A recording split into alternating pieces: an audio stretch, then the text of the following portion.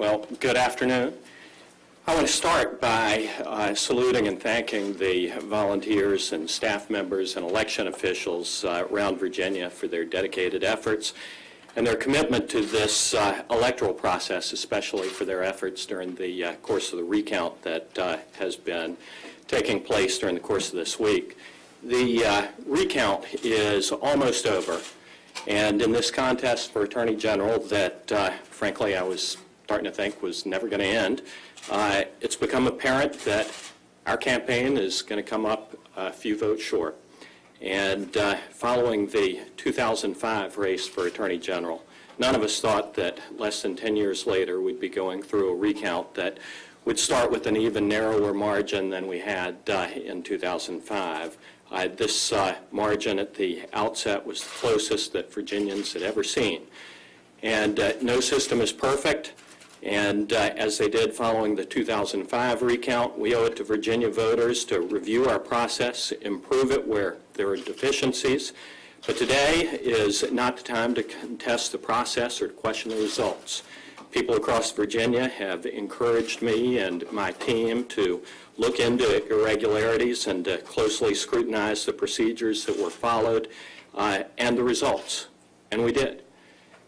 Our goal since Election Day, in fact, since the minute the polls closed, was to ensure that we got an accurate result in this election. And as we near the conclusion of the recount, I'm confident that the final total today is going to show Mark Herring ahead. I called him earlier today to offer my congratulations to him on his victory. It was a vigorous and hard-fought campaign, but it's over. One of Virginia's longest and most proud traditions is for leaders to put old fights and personal differences behind them after Election Day and move on to serve the people of Virginia to the best of their ability. And I'm committed to that tradition and to those principles. When I called Mark earlier today, I offered what assistance I can provide to him and to his transition efforts. You know, the challenges that we face in the coming years in defending and upholding Virginia law, keeping our community safe, these issues and these goals should be bigger than partisan differences that exist.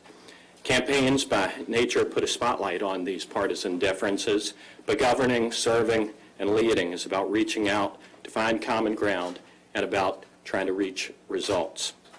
To all of those who supported my campaign for Attorney General, I want them to know that the fight for limited government, personal freedom, and conservative principles is not over. We're going to continue to fight together for policies that expand the realm of personal freedom here in Virginia and beyond. We're going to fight to make Virginia a better place to work, to live, and to raise our families. And I'll continue to reach out to Republicans, independents, and to conservative Democrats in order to find common ground in pursuing those goals. In this campaign, Mark Herring and I both agreed that combating human trafficking and child predators should be priorities. And I'm sure that we're going to cooperate and work together on those issues and on others in coming years.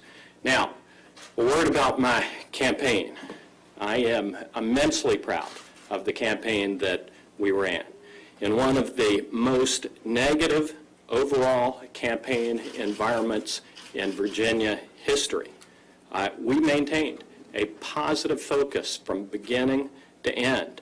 I talked about the values and the principles that have made Virginia great. And we need to continue to communicate that vision, one that connects the principles of fiscal responsibility, personal freedom, and limited constitutional government, and connect those principles to the lives that are lived by ordinary Virginians across the Commonwealth, and connect them to their lives, to their hopes, to their dreams. I couldn't be more grateful for the incredible hard work of friends, supporters, and grassroots volunteers all over the Commonwealth of Virginia. And I want them to know that Suzanne, Tucker, Sam, and I extend to them our heartfelt thanks and gratitude for their help, for their support, for their encouragement, for their prayers, and for their efforts during the course of this campaign, and during overtime as well. Next, my campaign staff. Simply put, it's the best.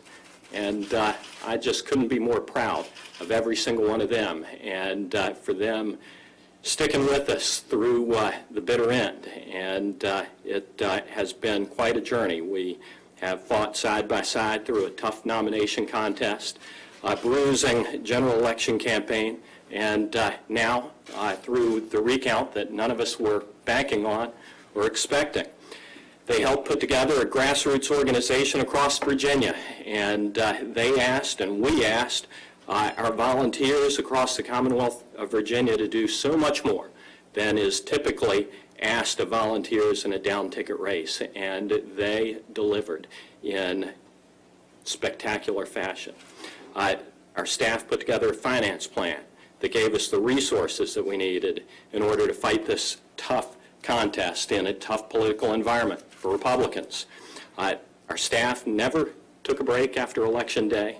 I walked down to Republican Party of Virginia headquarters at 6:45 on the morning of November 6th, Wednesday, the day after Election Day, and every single member of my staff, plus staff members from Victory, staff members from RSLC, from RNC, they were in there at 6:45, pounding the phones, working hard that morning.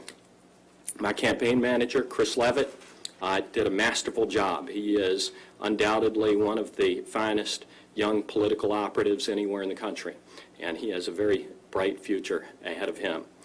My staff, I will spare the comments. I'll share these comments at greater length in the days to come, but Audrey Jackson, Nick Collette, Rebecca Palmer, Paul Logan, Huff Cooksey, Paige Hahn, Holly Clifton, Rob Nelson, the Canada group.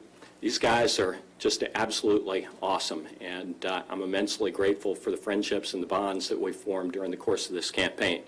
This young lady to my left, Tucker, you know, I told people over the course of the campaign that, and I guess it's fitting that today on our way to Richmond in the campaign car that we bought last November that Tucker drove for the better part of the past year, it flipped 100,000 miles today on our way to Richmond. And I joked with people during the course of this campaign that that's a lot of father-daughter time. And she probably would confess that there is such a thing as too much father-daughter time. But I'll tell you that from this dad's perspective, it's a gift from God, and I'm immensely grateful for that time. You know, Suzanne also. Suzanne has been by my side during the course of this campaign and beyond. She has fought hard for 3 years and put up with long absences, with lonely times at home, but her way of dealing that was to hit the road as well. And Suzanne's been out fighting just as hard as any of the rest of us, and she put an awful lot of miles on the highway traveling the Commonwealth of Virginia, fighting for these principles and fighting for our campaign as well. And I'm immensely grateful to Suzanne's efforts and her partnership during the course of this as well. Sam, who's the guy who's MIA today. Sam is taking his last exam during his fall semester at Virginia Tech. Sam has worked hard on the campaign. He's been an important member of the team, and I've been very supportive and awfully grateful for his efforts. My friends Phil Cox and Tim Phillips were absolutely invaluable. They were always available for advice and guidance during the course of this race. Ed Gillespie and Chris Jankowski with RSLC and with the Republican Attorney Generals Association were great teammates. They were always available for strategic guidance. They provided critical manpower, and they provided critical financial resources that were necessary and allowed us to share our message with millions of Virginians. Republican National Committee, especially for its help during the course of the recount, especially John Philippi and Ashley Stowe, who at least every time I was in Richmond for meetings and working, they were there working hard. And Bill Hurd and our team at Troutman Sanders for their efforts during the course of the recount. Bill and I go back a long way, and I'm awfully grateful for Bill's support and for Bill's hard work during the course of this recount. And finally, Pat Mullins and the Republican Party of Virginia, they put up with our team. They housed us in the second floor of the Republican Party of Virginia headquarters for the past several months. With 67 Republicans in the House of Delegates, we're not going to make any progress over the next few years unless we do it on a bipartisan basis. I'm going to work in good faith with Governor McAuliffe in order to find and expand our common ground. And I'm going to work with him on those issues that we can agree on. And we're going to look for areas to agree and for areas to expand that agreement. But beyond that, for me, I'm going to continue to work hard to make Virginia a better place, to create jobs, good jobs, so that we can give Virginians a hand up and not a handout. And I'm going to continue to fight for educational choice, accountability, and opportunity for communities where schools across Virginia in certain areas are failing our kids. And I'm going to work to see that Virginia is a good steward of our taxpayers' dollars so that the people of Virginia can keep more of what they earn. Now, this election is over, but our work remains. And I'm going to continue to fight for these conservative principles. These are mainstream principles, and they are principles that get results for the people of Virginia.